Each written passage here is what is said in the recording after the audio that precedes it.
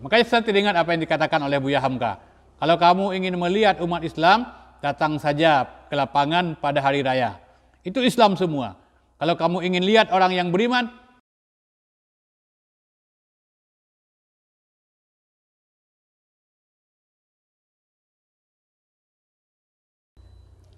Assalamualaikum warahmatullahi wabarakatuh.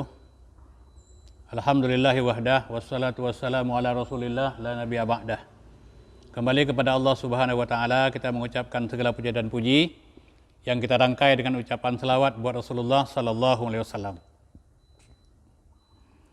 Pada kesempatan ini, saya ingin menyampaikan kepada hadirin, kaum muslimin, bapak-bapak dan ibu-ibu yang hadir dalam pertemuan ini tentang kesempurnaan Islam. Kenapa hari ini kita lihat masyarakat di mana-mana membangun masjid indah dan megah. Masjid hari ini laksana sangkar emas yang tanpa penghuni. Kalau kita lihat sangkar emas. Tapi di dalam adalah burung perkutut yang tidak memiliki suara indah. Artinya kualitas masjid yang dibangun hari ini yang begitu indah, yang begitu besar, yang begitu nyaman, tapi tidak sesuai dengan penghuninya. Malah pada waktu subuh kita lihat, kadang-kadang masjid yang indah itu tanpa penghuni. Padahal itu sesuatu yang sangat memprihatinkan. Kenapa demikian? Inilah awal masalah yang ingin saya sampaikan hari ini. Kesempurnaan Islam itu tidak terlepas dengan kesempurnaan syahadat. Sebab diketahui seseorang itu Islam manakala dia diawali dengan dua kalimah syahadat atau syahadaten. Jadi baik buruknya Islam seseorang itu sangat ditentukan oleh baik tidaknya pemahaman terhadap syahadat. Makanya pada kesempatan ini saya ingin sampaikan tentang kesempurnaan daripada Islam. Kesempurnaan Islam adalah kesempurnaan daripada syahadat. Saudara-saudara kaum muslimin, pada hadirin yang kami muliakan. Bicara syahadat adalah bicara dua hal. Yang pertama syahadat tauhid, yang kedua syahadat rasul. Syahadat tauhid, la ilaha illallah. Syahadat rasul, asyhadu anna Muhammadar Rasulullah. Tapi yang kita bicarakan pada kesempatan ini adalah hanya syahadat tauhid. Ada 7 perkara yang perlu kita pahami untuk bisa mendapatkan kesempurnaan daripada syahadat tauhid. Sempurna syahadat tauhid sama dengan mendapatkan kesempurnaan daripada Islam. Syarat yang pertama, orang yang mengucapkan kalimah la ilaha illallah wajib memiliki ilmu pengetahuan. Jadi maka Islam itu sangat benci, sangat wajib menjauhi segala macam apa yang disebut dengan kebodohan. Jadi paham dengan arti, paham dengan makna. Jadi apa arti, apa makna, itu wajib untuk dipahami. Jadi bukan hanya sekedar membaca la ilaha illallah tapi tidak mengetahui makna yang terkandung di dalamnya. Karena ini adalah merupakan sebuah kewajiban yang harus dimiliki oleh setiap kaum muslimin. Kemudian selanjutnya juga yang berkenaan dengan ini, yang berkenaan dengan kenapa kita harus berilmu untuk menghilangkan kebodohan. Sebab apa gunanya? Apa gunanya orang mengucapkan la ilaha illallah tapi dia tidak tahu sama sekali. Jadi inilah sebuah perbedaan yang kita lihat nyata hari ini, bahwa kenapa Abu Talib tatkala diajarkan oleh Rasulullah atau ditalkinkan oleh Rasulullah dengan kalimat la ilaha illallah, Abu Talib menolak. Kenapa Abu Talib menolak untuk mengucapkan kalimat la ilaha illallah? Padahal janji yang diberikan oleh Rasul cukup besar. Janjinya adalah surga. Karena Abu Talib mengetahui apa maknanya, apa maksudnya, apa artinya. Paham betul Abu Talib, maka Abu Talib menolak. Sementara orang hari ini tidak paham maknanya. Maka tidak mampu menerjemahkan kalimah la ilaha illallah dalam kehidupan. Maka setiap orang mengatakan la pada la ilaha illallah itu harus menafikan, harus meniadakan, harus menjauhkan, harus meninggalkan segala macam sembahan selain daripada Allah Subhanahu wa taala. Segala macam ketaatan. Kalaupun dia berdoa, jangan berdoa, yang berdoa hanya kepada Allah. Lalu dia mengisbatkan illallah. Yang diisbatkan adalah Allah Subhanahu wa taala, zat yang dia sembah, zat yang dia taati, zat tempat dia memohon dan berdoa. Jadi ini adalah merupakan sebuah konsekuensi yang wajib untuk dipahami dan dimiliki oleh setiap kaum muslimin. Inilah yang dikatakan dengan ilmu. Ini hal yang paling ringkas yang saya sampaikan dalam pertemuan ini. Jadi mudah-mudahan ini bisa kita jabarkan lebih lanjut dalam kehidupan. Kemudian yang kedua, syarat yang harus kita miliki tatkala kita membaca, mengatakan, mengucapkan kalimah la ilaha illallah adalah menghadirkan keyakinan. Lawan yakin adalah ragu.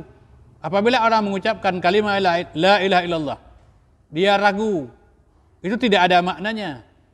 Karena keimanan yang sesungguhnya keimanan yang terbebas dengan keraguan. Innamal mu'minuna alladzina amanu billahi war rasulih. Sesungguhnya orang-orang yang beriman adalah orang-orang yang beriman kepada Allah dan Rasul. Summa lam yartabu. Kemudian mereka tidak ragu sedikit pun. Jadi iman itu adalah menghapus keraguan. Jadi hilang syak wasangka. Kemudian syarat yang ketiga, supaya Islam itu sempurna, syahadat kita sempurna, kita terima, kita kabul. Artinya tidak menolak. Jangan nanti sebahagian ditaati, sebahagian diingkari. Jadi konsekuensinya setiap ucapan la ilaha illallah yang kita ucapkan, kita rela diatur dengan ketentuan Allah Subhanahu wa taala. Kemudian yang keempat, syarat yang harus kita penuhi adalah kita patuh, kita tidak enggan.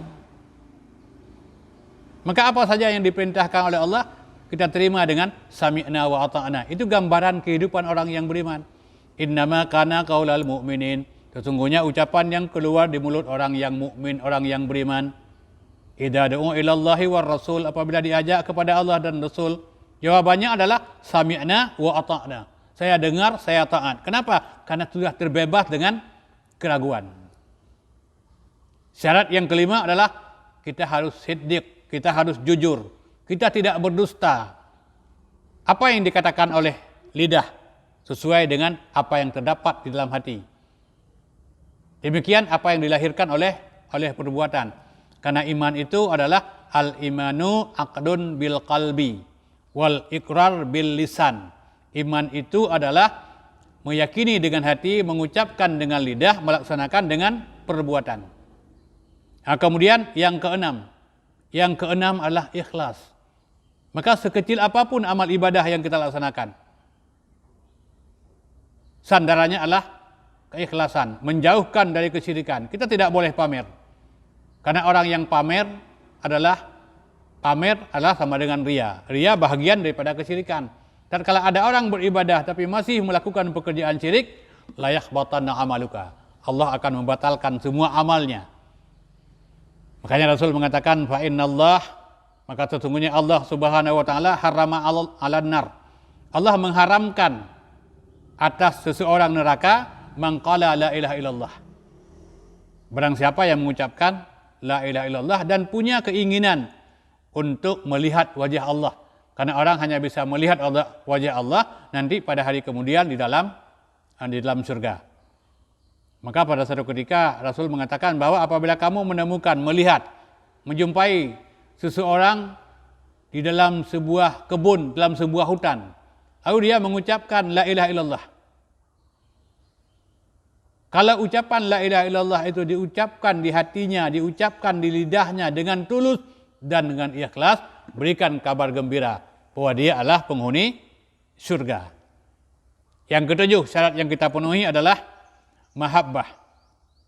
Mahabbah adalah cinta. Kenapa kita harus ada mahabbah? Kenapa kita harus ada cinta? Untuk menghilangkan kebencian.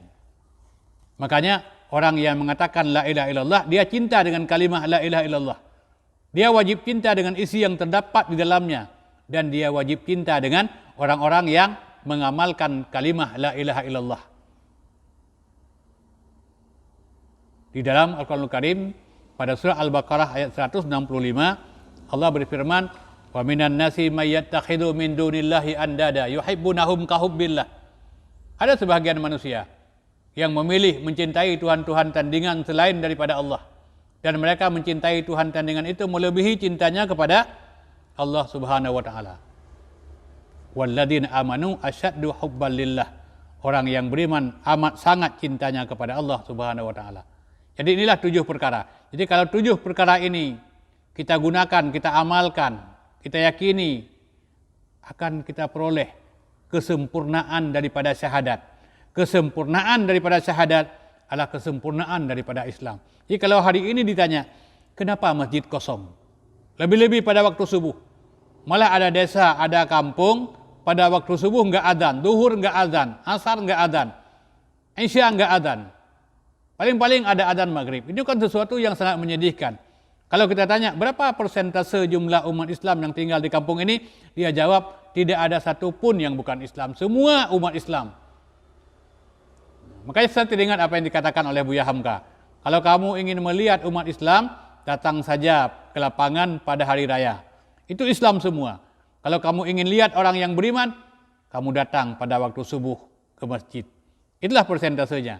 Dan itulah sindiran yang sangat tajam dari Buya Hamka. Jadi ahli tauhid itu adalah ketulusan kepada Allah Subhanahu wa taala dalam segala ibadah yang diamalkan. Jadi ketulusan adalah muncul dari ahli tauhid. Sedangkan pada ahli syirik adalah yang muncul adalah riya tanpa ada ketulusan. Saya kira inilah sebenarnya persoalan hari ini. Kenapa tempat-tempat ibadah itu kosong? Kalau kita lihat warung kopi yang punya wifi, yang punya internet, itu semuanya dipenuhi oleh penghuni yang penuh sesak. Apalagi ada pertandingan bola. Itu kalau pertandingan bola menjelang subuh habis, mereka keluar dari rumah, pulang ke rumah masing-masing, walaupun adzan sudah berkumandang. Jadi ini persoalan agama hari ini, persoalan Islam hari ini yang sudah terabaikan. Bagaimana kita solusinya? Kembali untuk membetulkan tentang kesempurnaan syahadat, insya Allah Islam akan kembali berjaya, Islam akan kembali normal, dan jangan kita abaikan. Walaupun banyak orang yang mengabaikan, tapi ini adalah persoalan yang sangat penting dalam kehidupan kita sebagai kaum muslimin. Demikian, semoga ada manfaat. Lebih kurang mohon maaf. Assalamualaikum warahmatullahi wabarakatuh.